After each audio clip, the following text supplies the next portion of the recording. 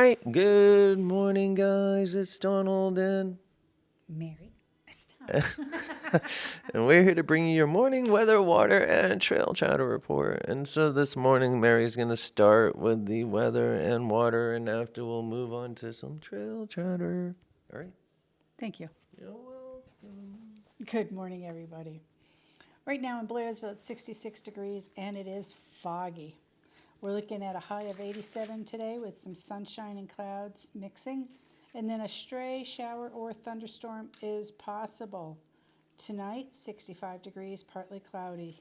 Our winds are going to be light and variable today and tonight. Up on Blood Mountain today, we're looking at a high of 80 degrees and a slight chance of showers and thunderstorms after 2 p.m.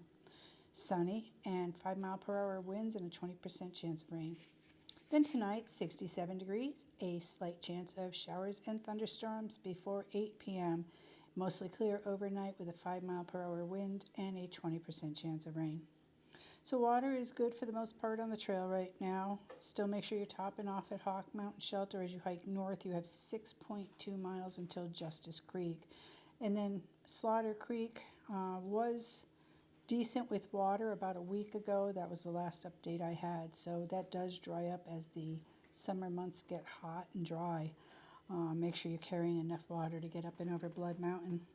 Hogpen Gap, right now the water supply there is dry. So carry enough water through there too. Let's be mindful of the snakes on the trail and all places, of course, because it is that time of year. They like the rocks, they like to stretch across the trail, anywhere where they can get some sunshine. I've noticed numerous times as I've hiked from going up to Springer Mountain or coming out of Springer Mountain, the snakes will be stretched across the gravel roads in the areas of sunshine that are not covered over by the trees. They're pretty cool to see. They're all shiny and they're beautiful. And let's make sure you're checking for copperhead nest, or don't check for it. Stay away from the boulders. There's some copperheads up in there on Cow Rock. So if you stay away from those boulders, you'll be good. Right now, bears. All the shelters in the Great Smoky Mountain National Park, they are opened. The campsites that are closed due to bears is 90, 23, 59, and 96. And then bear warnings, Charlie Bunyan's, and campsites 21, 86, 13, 15, 64, and 65. And let's remember, whether or not the shelters are opened or any of these areas are open, there's still bear activity. Just be cautious. Let's remember to leave no trace. Let's take out everything that we've brought in and leave the forest a better place for us and everybody out there. All right, so right now I'm going to turn it over to Donald, and he's going to talk about some other stuff we have going on. All right, sweet. Pardon me, man, because Biscuit's over there tearing at something. His treat bag. I usually carry it around with me, and he knows when he gets his treats. So, but I left it out in the open over there, and usually I stuff it up under something, and he's over there tearing at it. But anyways, all right. So this morning I want to start off with the father that brutally murdered his 3 daughters. He's been on the run in Washington for at least a month now. Yeah, I think so. Maybe over a month. But his name is Travis Decker. And the U.S. Marshals and FBI or whoever's out there searching for him, the cops, investigators, they had a tip from some people that may have spotted him at an area they call Bear Creeks, or Bear Creek. And so he was spotted by some outdoor enthusiasts. The U.S. Marshals and the authorities went up in there, found the man, found that it was a look-alike, the wrong person. He had some similar physical, Appearances. yes, and they questioned him and found out that it was not him. It was a person that was up there fishing, hiking, and enjoying the outdoors for the day. And so they've actually called the manhunt off. They're not searching for him now. I mean, they're still got flyers up or whatever, but they've actually called off the investigators and they're shutting it down. There is a $20,000 reward for this man. He is still out there. Wow. All right. And so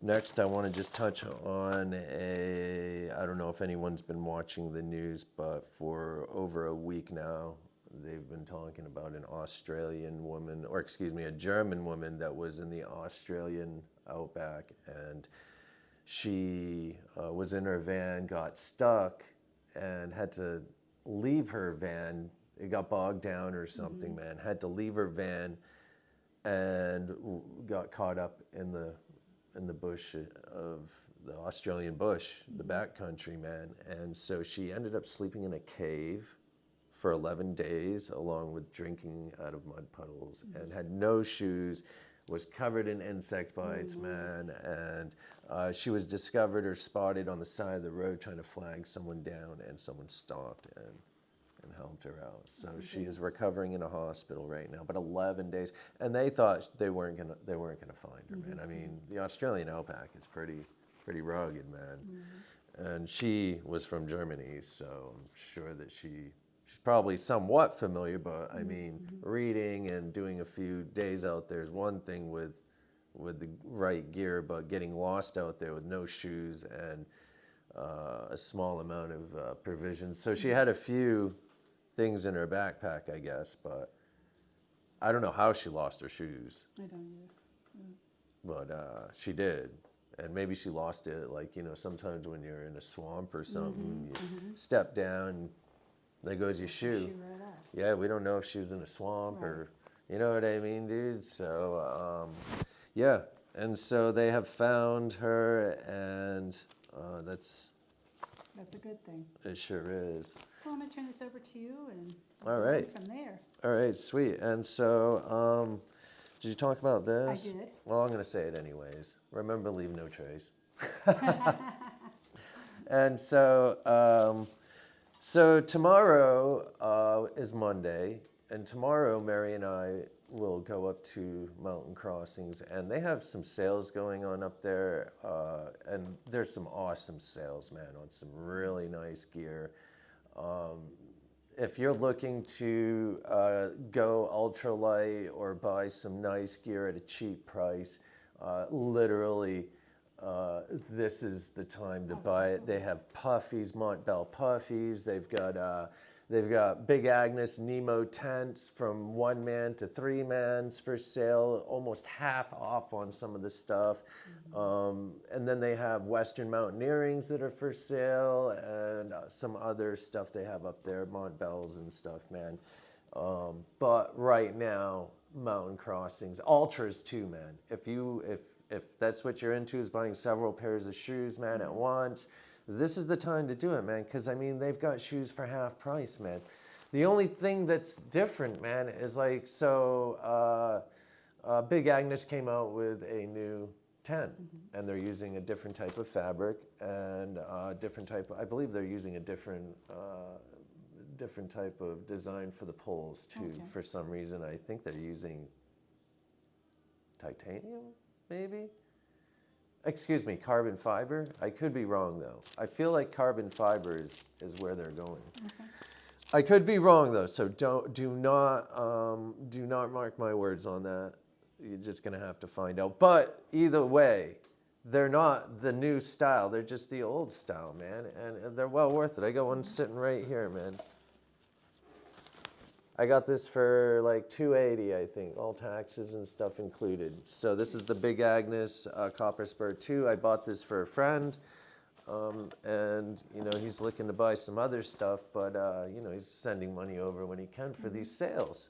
And so I mean, if you guys want something, man, just tell me. If you're not around here, man, just tell me. I'll send it to you. You got to pay for the mail, dude. But I mean, hell, we've sent boxes, man, for $50. I mean, we've had tons of people just left their gear with us, man, because they didn't want to get on the plane with it. So, you know, maybe it needed drying or whatever it was, man. But we'd pack it in a box and take it down to Pack and Ship and send it off, man, USPS, and have a tracking number and stuff. But it's no more than usually like $75, I think, right? So- Top dollar we paid to send something has been $100, and that's shipping somebody's entire setup. Yeah, Yeah, yeah. so- Well, we sent Matt Glazier, the Lost Sloth. Remember, we had to dry his Right, stuff right, out, and yeah. then we packed it up and sent it. And I think it was $60, wasn't it, or 50 or something? I can't remember. That was the his whole price. backpack and stuff, man. Though his whole pack, dude. It depends on the weight, also. You know, so I know that the most we've ever spent, though, to send some, or the most a hiker has spent to send something back has been $100, Yeah,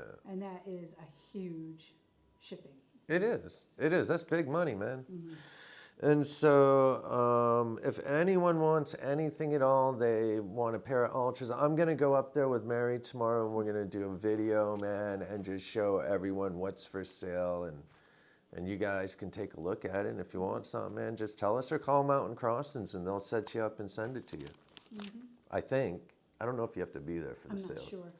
I don't want to say that. I'm gonna personally check out the shoes. Yeah, you know, definitely. so, Yeah, you want to check out some I topos or love something? the Obos, but I'm kind of eyeing some Topos, but Topos I'll be are a great trying on shoe. some, and we'll see what happens. I'll have my likes when I'm ready to purchase. Yes, dude, All definitely. right, yeah, Well, that's the prepare- best time to prepare. buy it too, man. Exactly. I've bought a lot of shoes on sale up there. Exactly. I've got numerous pairs of Obos that I've bought on sale that I never wear, and then I've had multiple pairs of Ultras that I give away because I can't wear the zero drops. I've bought everything up there from Solomon's to, Solomon, that was the name I was trying to think yeah, of. Solomon's a yesterday. great shoe too, Yes. man. It just depends on your foot, the shape of your foot and stuff. A lot of them are kind of really narrow, but I like the shoe personally. And then, you know, they have the Les Sportivas and then the Ultras. They have Topos. They do not have Hokas up there, but they do have multiple selections for shoes. There's one more I can't think of. Not Danner. I think they had the Vask boot up there. I believe they did, but I think they're getting rid of the boots just because they're not a hot seller.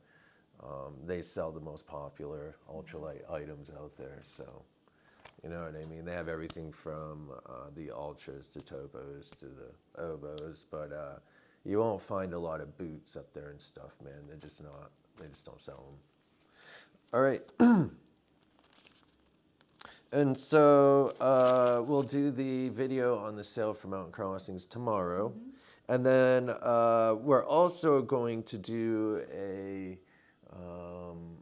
we're going to talk about shelters, shelter etiquette, and we'll just have we'll do a little, Right, a little segment of the shelters. yeah.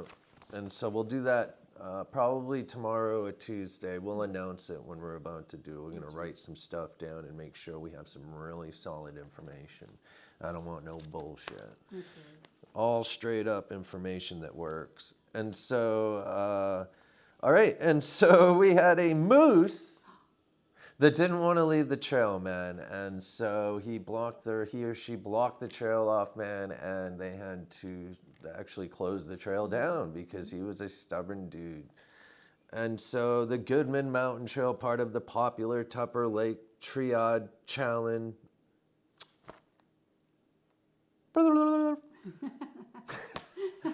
Rewind, all right. And so the Goodman Mountain Trail, part of the popular Tupper Lake Triad Challenge, will remain closed to the presence of a bull moose.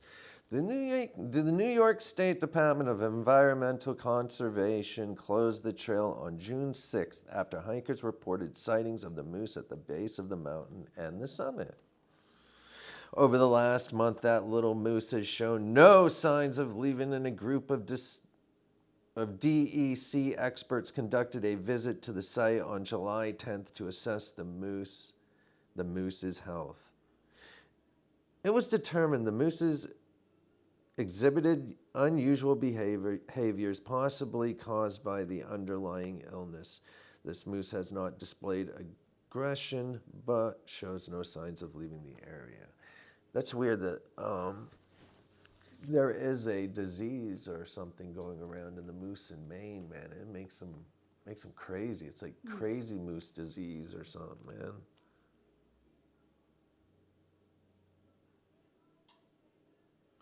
All right, and so DEC wildlife experts continue to monitor the Goodman Mountain situation closely, and forest rangers will be actively enforcing the trail closure. The trail will reopen only when DEC determines it is safe. Signs are posted at the access points and the trailheads. Hikers are urged to seek alternative hiking destinations in the region. I would not want a moose chasing me. I wouldn't either. And so when I was younger, my friend Todd and I skipped school, stole my dad's truck, drove up to Katahdin, and walked up the A-Ball Trail. And we're walking up, man, and ran into this this young moose just standing there, literally from like here to right there. And there was like a tree. And it just stood there, and so my friend and I walked past, and real slow, and the moose didn't do anything. It was a juvenile moose, definitely. I didn't check to see if it was a bull or a female. I just... Carefully moved on. Yeah, we just moved on. I was shocked to roll up on it, but, you know, growing up in the woods, man, we had moose out by my house. There wasn't a lot of them, but when I was a kid, when there wasn't so many people, there was moose there. Later on in life, man, Hollowell's actually, a lot of it's grown up, man. It just doesn't even look the same. And so all the like farmers out there, man, sold all their land off, and you see like these businesses popping up and brick buildings everywhere. You know, when my grandparents died and everything kind of just got split up in trusts and sold off and stuff, man. But the land got sold to a lot of different companies. One of them was that oil company. I don't know if you saw it when you were up there. It was No. they built an oil refinery right in the field. It's down by the highway. When you go up Winthrop Hill, you go up, and there was my house, my grandparents, my aunts, and then the farm was up here. But there was like the road that went over to Augusta, and right when you turned on that road, man, right after you crossed over the highway bridge, you turned on that road. They built an oil refinery right here, man, and so it's just disgusting. And then they built like a big old folks home, and then they built a school. And I'm sure I drove by it, but I wasn't looking for it. yeah, it's hard to really even notice like how it changed the land up there, man, and what it did. So because, you know, when you drive up through now, I haven't been there in a long time, but I look at it at Google Maps and stuff and see people's videos. And so it's unrecognizable to me, man. There's so many different buildings that were once hay fields and where cows roamed and horses or whatever, but it's way different now. It's way different. It's just completely different. And so anyways, so we will be doing, we've got several topics that we want to talk about, and we're going to be working on doing each one, and it has to do with everything out here, everything that we encounter out here, like from watching unprepared hikers. And you know, years ago we used to say stuff, and if someone really looks like they're going to hurt themselves out here, we say something. Or if it just sounds, you know, like they're biting off too much, we might say, hey man, that's kind of aggressive. Like we had a guy called yesterday that was trying to do the whole state in 4 days, and he called and wanted to shorten it up. That's said that, you know, he was trying to bite off a little bit too much. Totally understandable, man. Was he standing a Springer and Omeka? Springer. Okay, and so that is literally 78 miles plus 4.5 miles back. So you're at 80-something, 82, 83 miles to finish the state and come back in 4 days. That's right. Man, that's like 20-something miles a day, man. That's a lot. And especially if you're not hiking, man. That's actually more than that. I don't know if he wanted to exit on the 4th day, man, or if he was saying 4 days. But either way, if he was trying to get out in the morning is what I'm trying to say. Either way, that's 4 full days, or you're going to be doing like 25, 26-mile days, man, 27 miles per day for 3 days or whatever, and then exit in the morning at, Blue Ridge Gap or wherever you're coming. Or go to Deep Gap, which is an additional 8 miles or 7 miles, mile 85 from 78-ish, so 7 miles or so, man, which is pretty tough, man. I mean, after doing, if you're just getting up off the couch and trying to push those days, man, or you've never been out here, we sometimes say anything. I didn't say anything to this guy just because, man, it depends. If they kind of ask, then we say something, but you can't really say anything. You just have to let people learn. And that's kind of how we do it today. It's like, You can give your opinions if they ask. if they ask, yeah. We're not out here to tell anybody how to do it or what to do. We can't tell anyone how to do it. All we can do is if someone asks us a question on what we think from our experience, we'll tell them. But I'm not going to tell anyone what they can do and what they can't do. If they get out here and they can't do it, they know they have a spot they can call and we can just go grab them. It's no big deal. And that's what we tell a lot of people. I'm just like, dude, if you can't make it to your spot, don't even sweat it. Just stay in contact with us. Tell us what's going on. That way we can move or adjust the pickup or the pickup accordingly, man. We don't need to just, you can call us anytime. That's what makes us a sweet company to use, because I am literally sitting here with my phone all day, making sure that each person that is out here, man, that we've given a ride, man, that they have a spot to call. And so this time of year especially, because a lot of places are closed down, people aren't even around, man. They don't want to deal with the slow time. Mary and I don't care, man. It's like we live here anyways, man. If it's slow, it's slow. It's nice because we get to sit back and kind of just relax for a minute, because, I mean, we're always on go, man. And like I said, I can never really leave, man, because we've promised our customers someone to be there when they call. So if they call Mary or something, or Jordan, man, they'll tell them to call me, because they're on road driving, man, and they have to keep moving.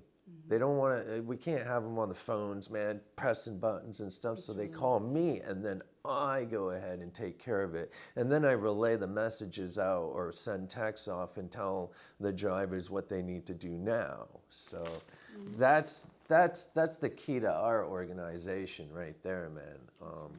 Being professional and making sure that I'm always here to answer that phone, and no one has to stop on the side of the road or interfere or have to wait, or you know what I mean, dude. We can take care of it right then and there. It's like, yes, I got you, man. This is what we can do for you. And if they don't like what we have to offer, man, we can always offer some numbers of other drivers that can possibly assist them sooner or later if we cannot do either or. And so we're not scared to pass out numbers, man. So anyways, It's about keeping the hikers safe. That's right, man. Taking care of them. Keeping them moving, man. That's right. All right, and so we have a lot of stuff to talk about, man. From that to, to encountering people out here that make you uncomfortable. What to do about it, man? How to handle that type of situation. We want to do taking over shelters, bear spray, bear canisters. All hostels are not the same. All shuttles are not the same. There's just so much to talk about, trying to push too many miles too soon. You know what I mean, man? We're going to talk about it all, because these are all questions that are out there. We are actually, I go down through like Reddit and Facebook and all these places, man, and just check out what the questions are. What are the major questions out here, man? I just punch it in on the Google search engine. I'll punch in the questions and just see what's going on, man. And there's a lot of questions I see, man. And so we're going to go ahead and do our best to answer those questions, man. Anyways, let's go ahead and end it here. Yes. All right. Oh, we're going to do one on snake identification and how to handle a snake bite if it happens by a venomous snake. And like I was saying, we'll do some snake identification and stuff, man, and talk about snakes here on the East Coast.